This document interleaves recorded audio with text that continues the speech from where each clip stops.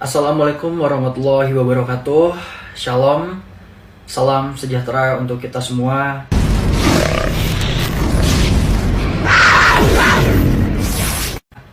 Kepada seluruh Bapak Ibu, saudara-saudari, para tokoh masyarakat, dan khususnya seluruh warga desa yang saya cintai.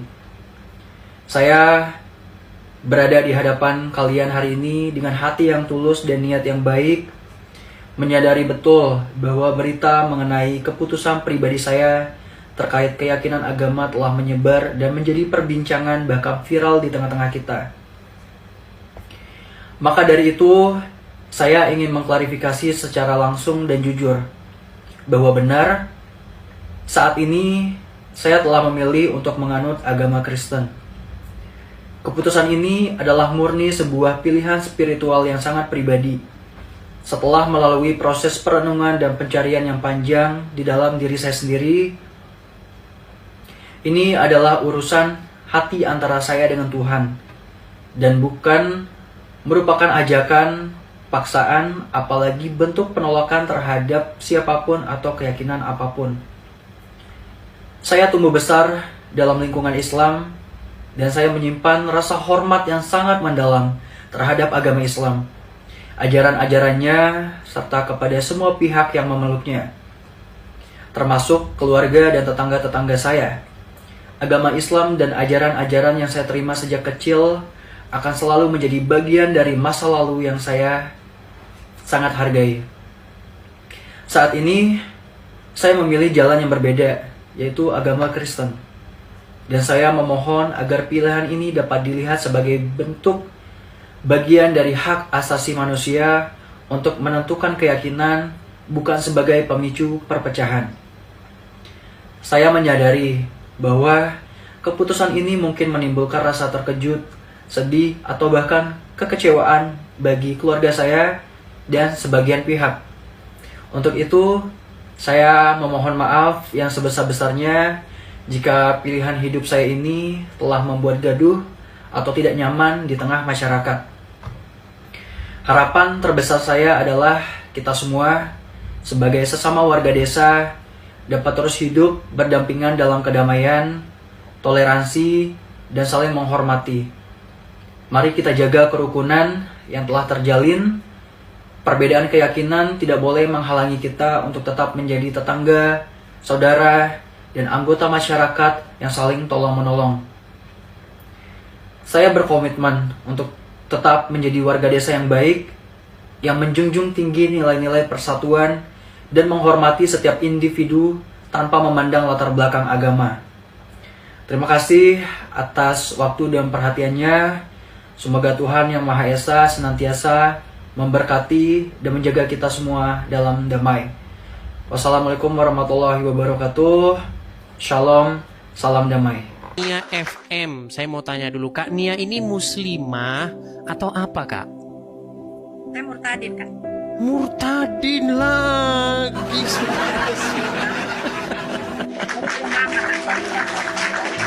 Coba saya tanya dulu nih, ini nggak boleh ngaku-ngaku. Nih maksudnya murtadin dari mana? Dari Kristen ke Islam atau Islam ke Kristen?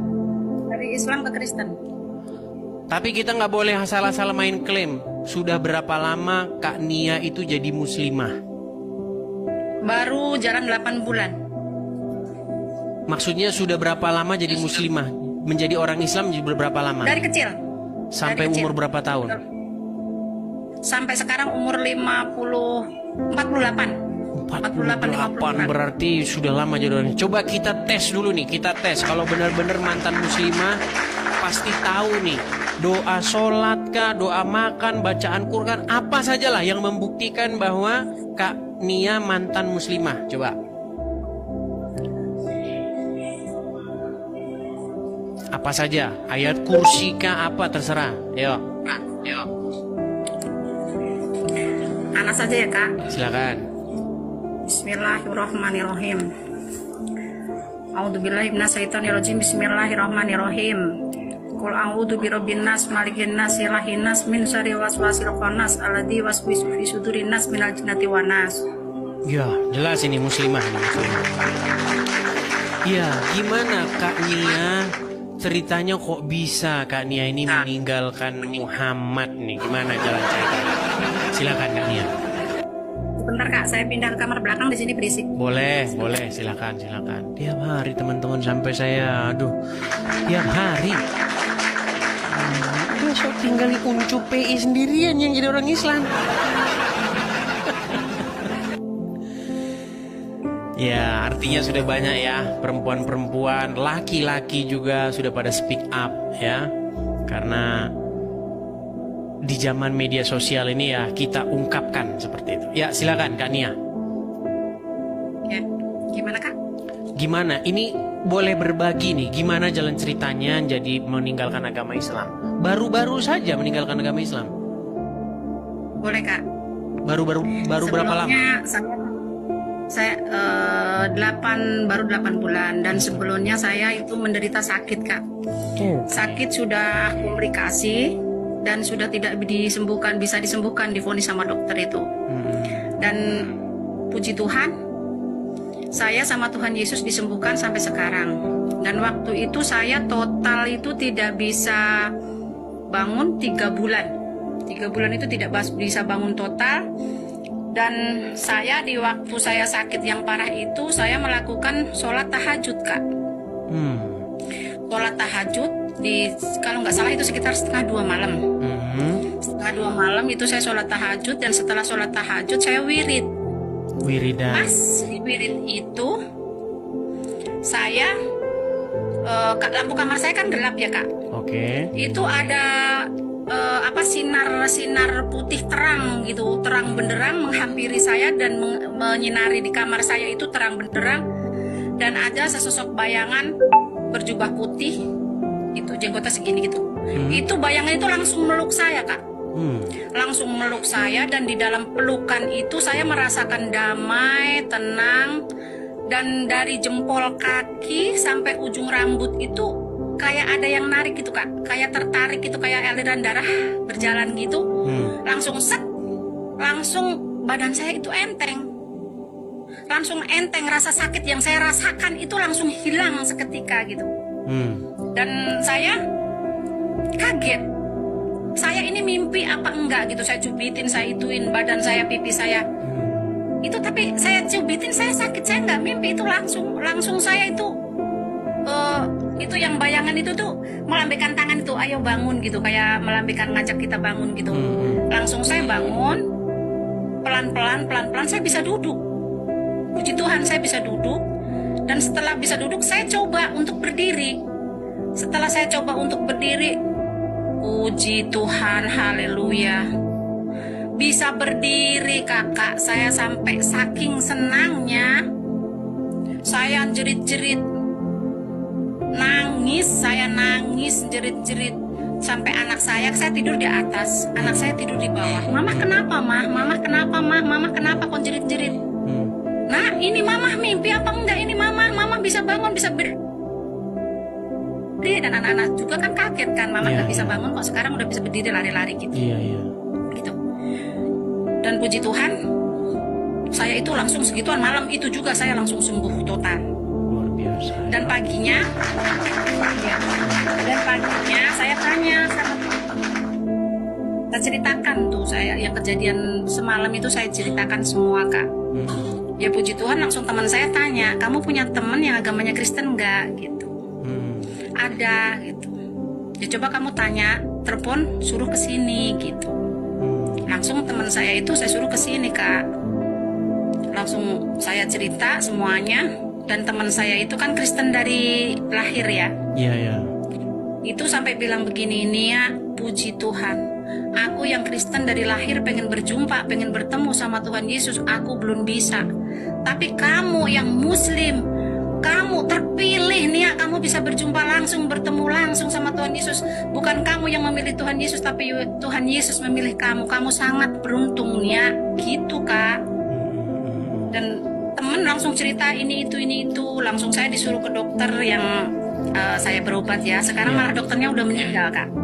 Malahan Kak. Itu, iya langsung cerita, langsung saya suruh ke dokter ya, saya langsung ke dokter, langsung saya di ronsen di itu semua ya. Hilang puji semua Tuhan. penyakitnya, ya? Dia juga bilang ini mujizat Tuhan, sudah tidak ada penyakit apa-apa. Sedangkan saya itu tapi jantung, dulu waktu liver, muslimah- sama ginjal. Ya, waktu muslimah dulu rajin nggak dulu mempelajari agama Islam? Rajin Kak, saya rajin puasa, rajin itu sholat ya. Tapi ya puji Tuhan, baru sekarang ini saya menemukan mujizat Tuhan yang sebenarnya Kak. Iya. Haleluya, puji Tuhan. Benar-benar Tuhan Yesus dahsyat Kak, luar biasa. Saya bisa sembuh sampai sekarang Kak, dan saya udah bisa mulai aktivitas lagi. Oke. Iyalah, mantap lah ya kesaksiannya Bu Nia ya. Orang-orang yang mengalami mujizat ya, dari Muslim langsung pindah ke Kristen, ini sudah banyak orang-orang seperti ini. Lalu bagaimana tanggapan keluarga? Tanggapan keluarga ya ada yang pro kontra Kak. Pro kontra ya. Ya anak juga ada yang marah-marah ke saya. Mama itu gimana gitu. Mama itu gimana, dosa itu mah gitu. Ya saya tidak pedulikan itu. Saya yang merasakan mujizat itu Kak. Baik. Gitu. Oke lah, terima kasih Kak Nia atas kesaksiannya ya. Terus karena sudah Percaya pasti semua diselamatkan. Saya percaya itu Kak. Iya, betul. Haleluya. Ya teman-teman ya, jadi ini juga seorang muslimah yang sudah juga mengalami kesaksian seperti itu. Banyak ya teman-teman ya. Artinya mujizat Tuhan Yesus itu masih terjadi ya teman-teman ya, masih ada. Baik ditunjukkan, baik tidak ditunjukkan, mujizat itu tetap yang penting setia, seperti itu ya, seperti itu. Oke, mungkin hanya itu kan ya. Dan saya ini Kak, kan ini banyak yang itu, kenapa kamu pakai kerudung gitu. Itu banyak pada dipertanyakan itu Kak. Nggak apa-apa pakai kerudung, nggak apa-apa. Yang penting kalau pakai kerudung jangan maling di Indomaret. Iya, nggak apa-apa pakai kerudung juga nggak apa-apa. Orang Kristen pakai kerudung boleh, nggak pakai kerudung boleh, begitu. Soalnya saya udah nyaman begini Kak. Gitu, Iya, Kak. nggak apa-apa Dan saya pakai kan kerudung buat, nggak masalah. apalagi saya single mom kan, saya buat ngelindungin itu kan gitu. Dan saya anak 5 Kak. Bus banyak mantap. Saya besarin anak 5. Dan, yang kedua udah kerja, yang ketiga kuliah, yang keempat baru SMA kelas 3, yang ketiga kelas 3 SD Kak. Ya puji Tuhan, Tuhan selalu mencukupkan kebutuhan saya Kak dan anak-anak. Iya, oke lah. Oke, hanya itu yang disampaikan Kak Nia. Ya, saya pengen banyak belajar lagi ya dari kakak dan dari teman-teman semuanya. Oh, boleh, ada itu forum-forumnya. Saya sarankan ini yang makanya ini teman-teman kita nih perlu tempat apologi itu biar nanti ada sendiri-sendiri ya teman-temannya. Bisa juga pakai channel ini teman-teman, tapi sebenarnya ya masih besok-besok lah itu ya. Ada sebenarnya di channel-channel kalau mau belajar tentang Kristen bisa seperti itu. Kita besok buka kelas khusus lah ya teman-teman ya. Kelas online di TikTok belajar firman Tuhan bisa. Oke Kak. Gitu. Oke, begitu Kak Yuli.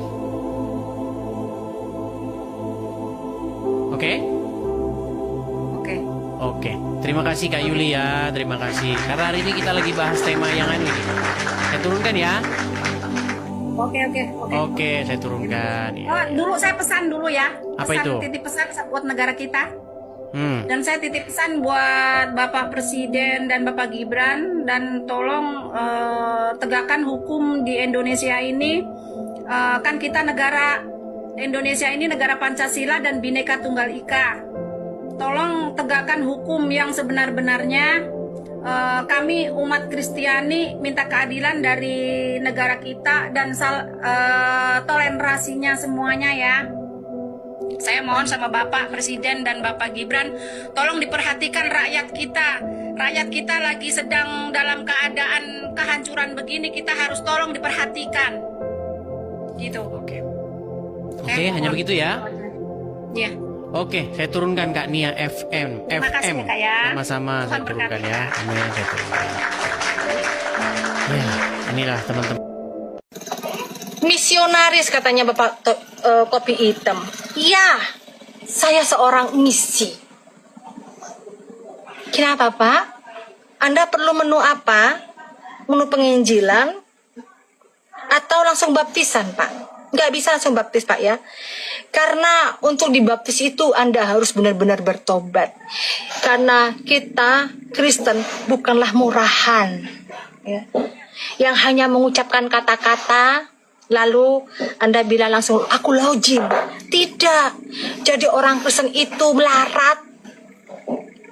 Ada proses di situ. Ya, ada proses. Jangan Anda katakan gampang jadi orang Kristen. Kata siapa gampang? Anda belum tahu kalau jadi orang Kristen, apalagi jadi jemaatnya dia nama Durese. 2 tahun aja ada yang belum saya baptis. Karena kenapa? Harus ada ketaatan, penundukan diri kepada Tuhan.